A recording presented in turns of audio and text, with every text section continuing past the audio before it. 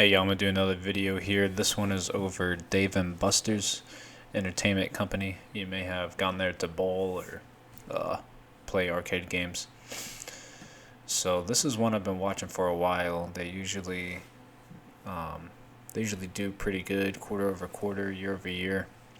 However, 2019 going into 2020, they took a couple big hits due to lockdowns. They pretty much closed down every single one of their locations.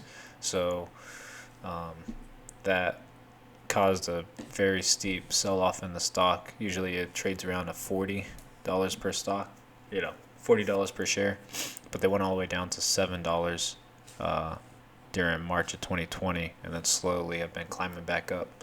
But looking at their financials, now they are getting back to their regular revenue, regular profitability, and so I expect them to continue their previous march upwards in terms of their financials. But let's go ahead and introduce the company, and then we'll go over what their financials are looking like, and then we'll go over a recent deal to buy Main Event that they have closed on. We'll look at their cash on hand, their debt, and what the future of the company should look like. All right, let's get into it. A couple information about the company here. 139 stores as of December 31st, 2020. And this is the most recent presentation that they had, 2021 investor presentation.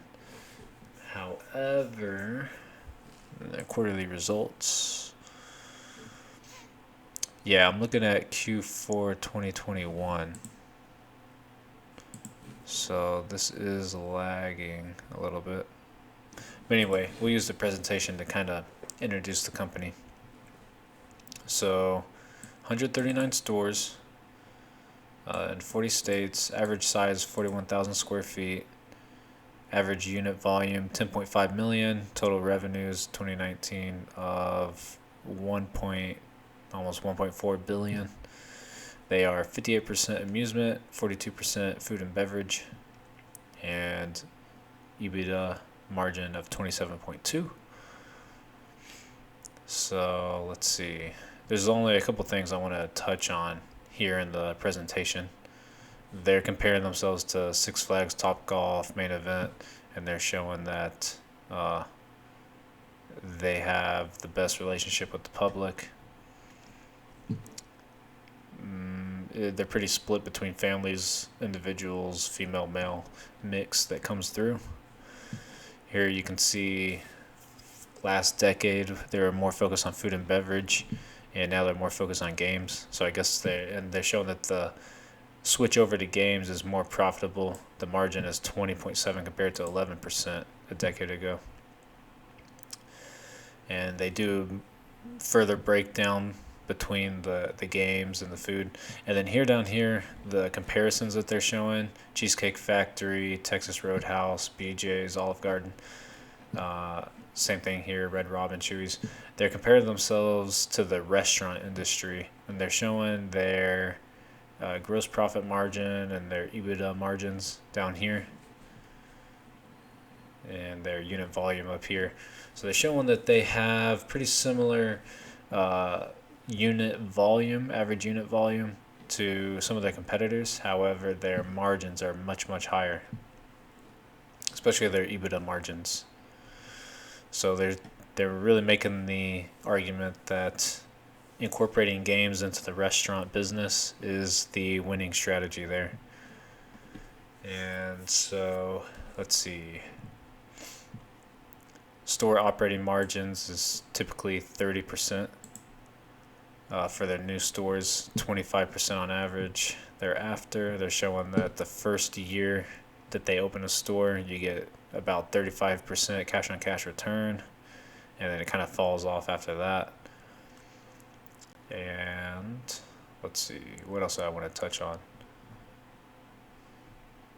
So during the closure, they reduced capital spending by 70%. So they conserved capital, expanded liquidity, meaning that they sold shares and we'll get into that a little bit. And then they're focused on reopening stores safely and efficiently, accelerating strategic investments to drive growth, and that kind of alludes to the deal we're going to talk about. They raised $182 million through 2 equity offerings, issued $550 million senior secured notes, and so increased the amount of shares on the market. Let's see. They're showing here that the total number of stores open the first month of 2021, they had 97 stores open, so almost all of them, maybe 80% of them were open. And let's see, percentage of open stores EBITDA positive, 98% of the ones that were open. So they get into profitability pretty quickly after reopening the stores. And they took this time off to refresh their menus, improve their service model. They are focusing on enhancing programming and entertainment. So let's see, what does that mean? Increase the technology to amplify the guest experience. Delivery and virtual kitchens. I wouldn't order food from Dave & Buster's. I'd just maybe eat while we're there. Offer the latest best-in-class games. More screens, more sports, and improve their programming. And so maybe less cashiers. Who knows? Let's see. Yeah, that's pretty much it here. And then let's hop over. So this is the latest quarter. What is this? First quarter 2022 business update and outlook. So revenue decreased by 1.2% from the fourth quarter of 2019. So right before stuff started shutting down. So they're basically, break even where they were the fourth quarter of 2019. So they're pretty much stating here that they've full recovery at this point. Revenue only decreased by 1.2%. Net income totaled $25.7 million. Compared with the net loss of $56.8 million in the fourth quarter of 2020 and a net income of $25 million in the fourth quarter of 2019. So even though the revenue decreased by 1.2%, the net income 25.7 compared to the 25 million of 2019, their margins increased significantly. So even though the revenue was down, they did have more net profitability. But as you will note, the earnings per share, did they mention it? Did they mention it? No, they haven't mentioned it yet. The earnings per share is going to be much lower because they issued all of those shares to improve, quote unquote, improve liquidity during the pandemic. So the adjusted EBITDA increased 12.7% from the fourth quarter of 2019. Okay, we already know that because we saw the margin increase here. It increased to $87.7 million. Let's see, compared to the loss, right? We knew that was during the pandemic, so 2020 was going to be a loss, but it's $77.8 million compared to the fourth quarter of 2019. So pretty significant $10 million jump, basically. Let's see. Okay, let's see. I'm trying to see if there's anything else worth touching on before we jump into it.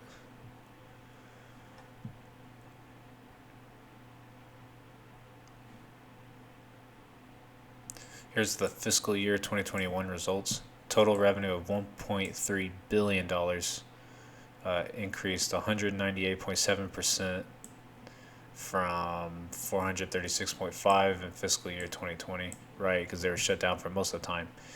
But it's a decrease of 3.7% from 1.35 billion in fiscal year 2019. So the fourth quarter of 2019, this first quarter, better than the fourth quarter of 2019. However, all of 2021 lagged the entire year of 2019. So while they're starting to get to full profitability that they're used to, they still need a couple quarters. Maybe their forward PE would be much more favorable than their trailing PE, and maybe a couple more quarters to get out of the woods there.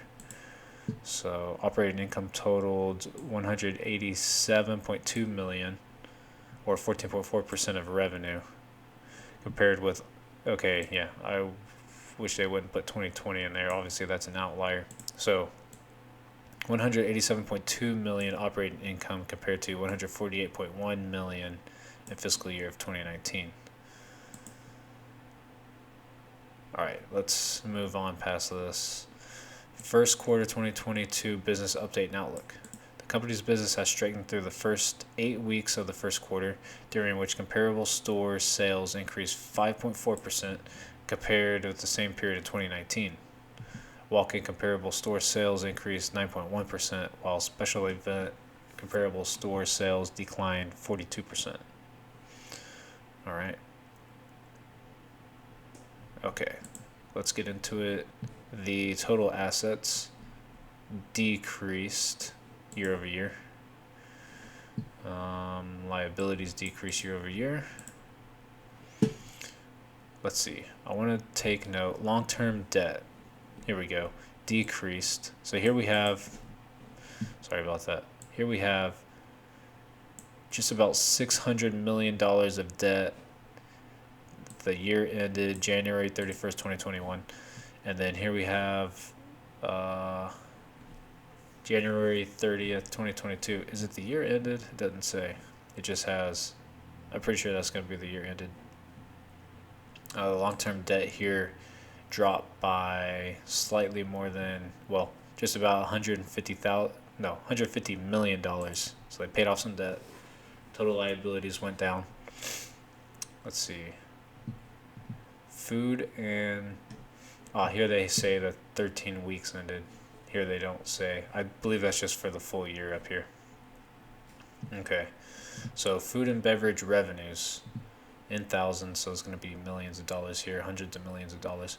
So food and beverage revenues, if you're comparing, so here we're going to compare the 13 weeks ended January 31st, 2021, significantly higher, but compared to the 13 weeks ended February 2nd, 2022, which is, probably March is when people started taking COVID seriously.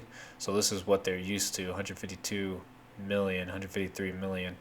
They're at 120 million here. Amusement, they were used to 194 million. Here they're seeing 223 million. So the total revenues is pretty much the same. And on the PowerPoint, we saw that they're gearing more towards entertainment and amusement. Maybe they've made more of a significant switch over time. So here we see higher food and beverage, although here we see lower amusement and other revenues. So maybe they're making more of a switch there. We need another presentation to be published. Let's see. Operating income. Here we have $37 million. Here we have 46, so higher margins. Net income. And we can snuff out why. So interest expense was lower 2 years ago. 2 years ago compared to this year. Much higher interest expense. So those debts are coming due. You must pay those debts. Loss on debt extinguishment and refinancing. They have an increment there. So that brings the net income much closer, 7.2%. And net income here, 7.5%. However, here we have the net income per share. You see these net incomes here, basically pretty unchanged, 7.2 compared to 7.5.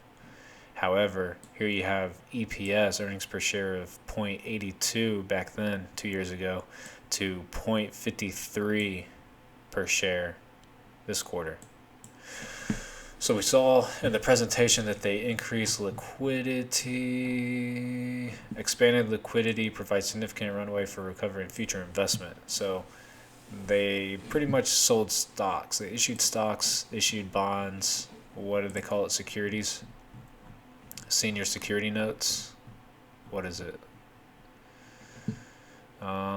They issued 550 million, 7.625% senior secured notes, and they also raised 182 million through 2 equity offerings.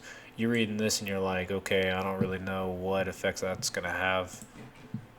Here you can see it show up in the earnings per share statement. So even though the net income relatively the same, the profitability significantly lower. And then here you have the shares, 30 million shares compared to 48 million shares. So 18 million shares were added in just 2 years. All right, so here we have company-owned stores at the end of the period. They had 136, which I believe is what was being reflected in this PowerPoint. Sorry for the vertigo. 139, right here, 139. And here we have 136. So this PowerPoint came out slightly after this reported quarter here, 136 compared to 139 up there, and then now they have 144. Okay. Total revenue per store operating weeks in the period, 198 million per store. Yeah, 198 million per store. 185 million here, so slightly down, 2 years comparison. And yeah, so that'll cover that. Let's see, what else do I want to see? I want to see some cash on hand. So we know their long-term debt.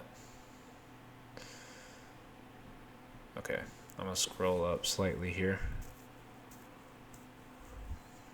I gotta scroll, wait, hold on. Okay, yeah, I'm gonna scroll up. I'm looking for cash on hand.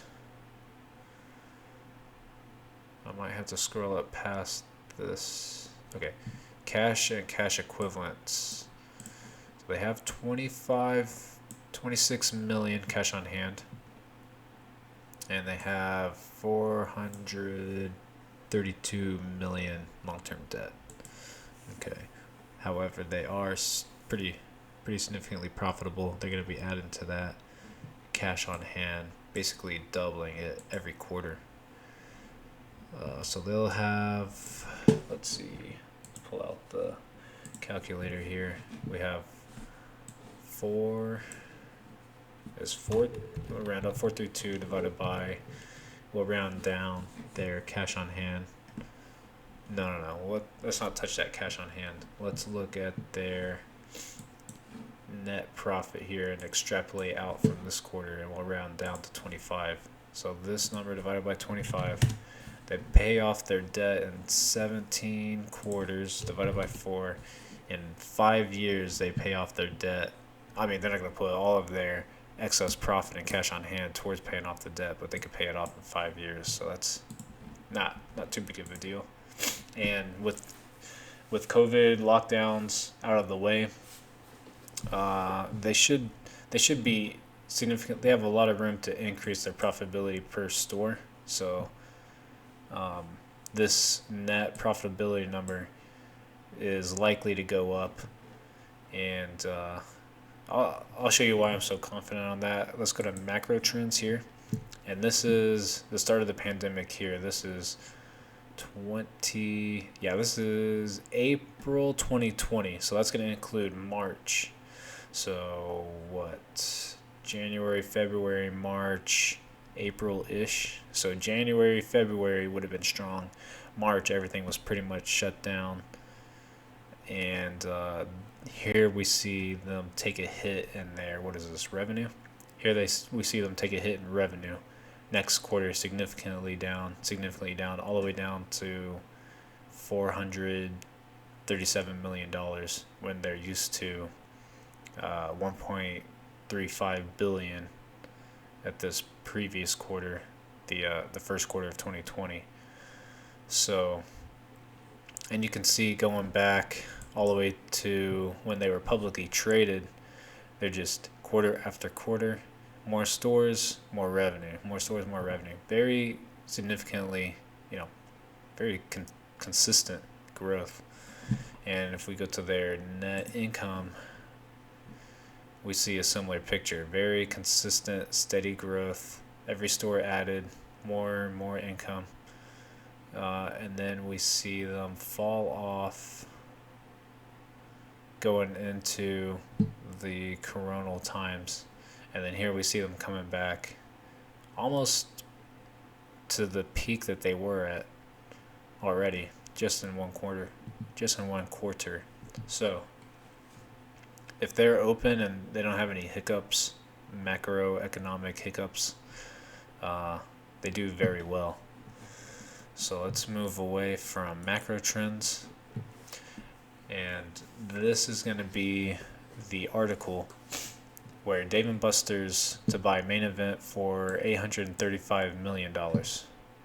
Okay. And they're going to go into it here. A couple quotes from some of the CEOs. Let's see, where is it? There was something in here I wanted to say. So, here we go. This is Dave & Buster's, the owner of 145 venues in North America. How many venues? Here we go. Main Event operates 50 centers. So this is like a 33% increase in stores. So once Dave & Buster's fully acquires these 50 centers, retrofits them, vets the staff, and gets those up and running, that's going to be a huge boost to their profitability. Yeah, they have to finance this debt, most likely. We saw that they don't have $835 million on cash in hand, and they won't have that number for another, 7 years, extrapolating out from this last quarter that they did, profitability-wise. So they'd have to finance this debt, so they make debt payments and pay the interest on that debt. However, 50 centers, we already see that they bring in we could pull up the calculator again. They said on average $10 million per store times 50. So $500 million added to their revenue, which, what did they have in revenue? They had $343 million in revenue. That's not right. Hold on. Revenue per store. Average unit volume. Yeah, that's, because this is quarterly. That's right. Okay, so they had $343 million quarterly. This will be yearly, so let's divide that by 4.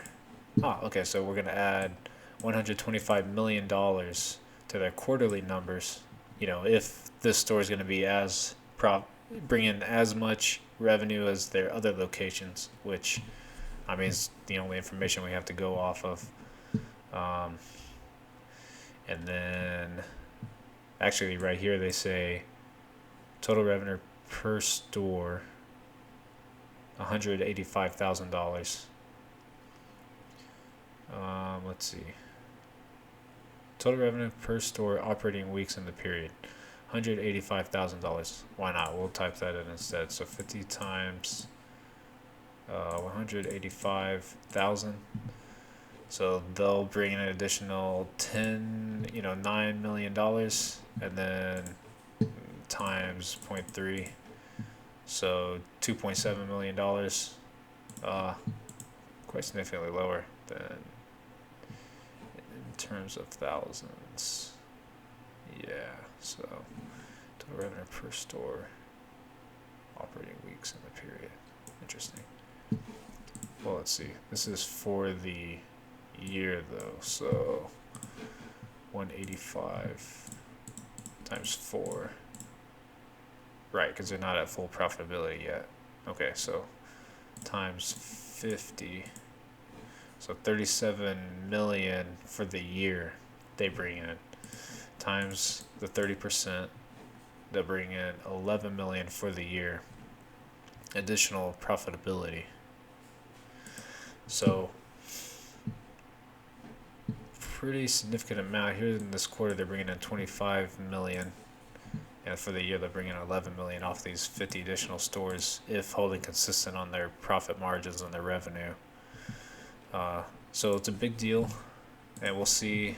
We'll continue to monitor this company and see if they can get back to. I wish I had my macro trends chart open. We'll see if they can get back to that 1.35 billion profitability that they're used to, net income, and their revenue that they're used to, and it looking like it's a.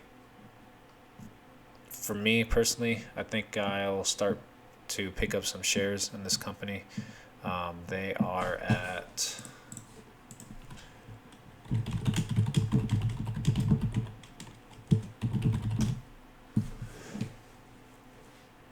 $38 per share currently, and let's see, they're down 44% over the past 5 years. They peaked, it looks like, in 2017. Before the pandemic, they were trading at about 40. So they're just now right about up where they were pre-pandemic. And we see that their revenue is tracking very closely to where they were before they shut down. And here you can see they went all the way down to, I need to zoom in a little. Here's $10 here. They went all the way down to 7. Here we go. March 2022. So they went all the way down to $7 a share. But here they are trading pretty much where they were before the pandemic, and the revenue and the profitability for the prior quarter backs that up. However, they are acquiring these 50 locations, and they are continuing to build out more and more stores. So it'd be interesting to see. Well, and they have those additional shares. So does that offset it? And how do they finance that deal that they're making? Do they have to issue more shares? Does their earnings per share continue to go down? That's something we're going to need to monitor here and see if it's going to end up being a good deal once that kind of plays out. But here we see their PE ratio of 17.43. But I'd like to see what numbers go into that PE ratio. Let's see, earnings. Yeah, so let's see. It's no longer taking into account this loss here in January 2021. This is profitable quarter. This quarter was profitable. So 17 is a pretty fair marker of where their PE ratio is going to be. And before the pandemic, they're trading at like 13, 14 PE ratio. So those increased shares are definitely rearing their head here at a PE ratio of 17.43. We say here that 15 is the sweet spot where you want to be. Anything above 15 is technically starting to get overvalued. And then for restaurants, PE ratio of 5 or 6 is pretty standard to see. Although we did see that they are much more profitable than their competitors. Yeah, this is one we're going to have to monitor. We'll see if the net income continues to increase quarter over quarter. And if, when another quarter comes out, May, June of 2022, we'll see if it's higher than this May of 2021. We need to see what the quarter over quarter comparison is. And again in August. And this October one, if quarter over quarter that one is higher, then their PE ratio will benefit significantly from that. So what is their forward PE ratio? I guess is a good question to ask.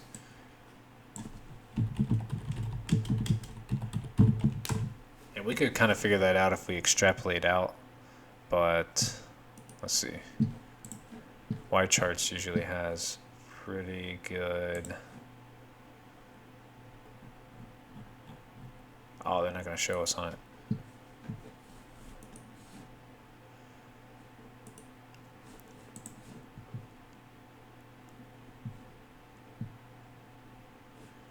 P ratio 17.39. However, what is the forward PE ratio?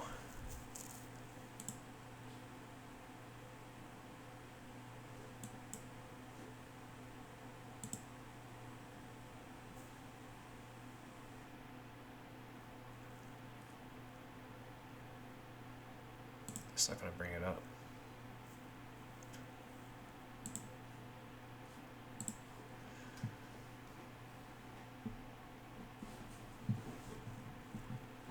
It's not going to bring it up.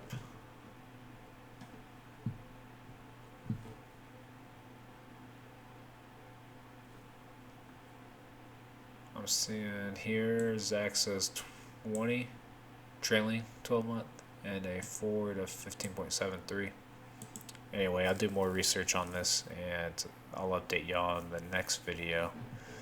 But we'll continue to monitor this stock as well. And if you got a company that you would like to see us cover here, go ahead and mention it, or you can message me and we will get around to it. Thank you very much for watching.